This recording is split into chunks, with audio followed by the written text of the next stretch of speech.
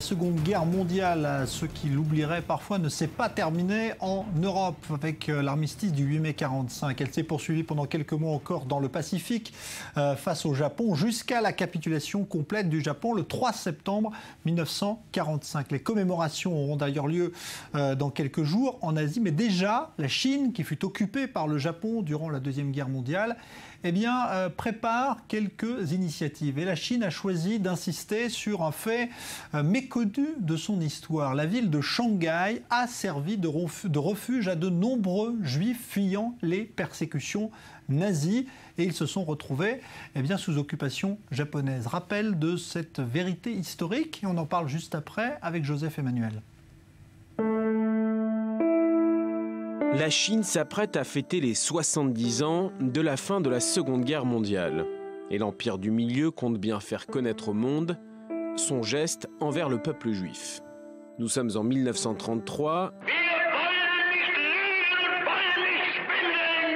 Hitler arrive au pouvoir en Allemagne. Plus de 20 000 réfugiés juifs débarquent en Chine, précisément dans la ville de Shanghai. Ils s'installent dans la zone la plus pauvre et la plus peuplée de la ville. Très vite, ils prennent leur marque. Beaucoup parmi eux sont médecins ou chirurgiens, offrant subitement aux Chinois de Shanghai une médecine inconnue et très appréciée. Certains Chinois vont jusqu'à parler d'un cadeau d'Hitler fait à l'Extrême-Orient.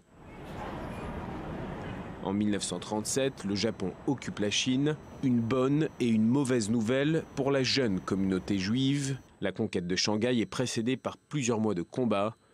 Une période durant laquelle les rabbins de la ville qualifient la situation des Juifs de désespérée.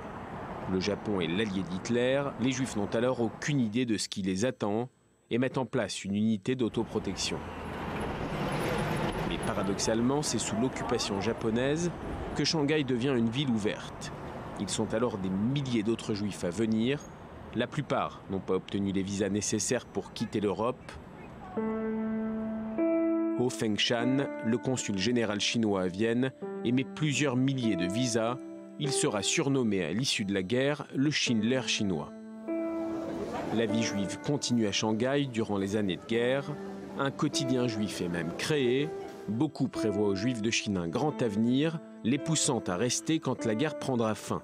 Mais l'inquiétude revient quand en 1943, et sous l'injonction des Allemands, les Japonais parquent les Juifs dans une petite section de la ville, ce qu'on appellera le ghetto de Shanghai. Surpeuplé, insalubre, le typhus et la famine s'y enracinent. Certains estiment que la moitié de la population juive a survécu grâce aux dons d'organisations juives américaines.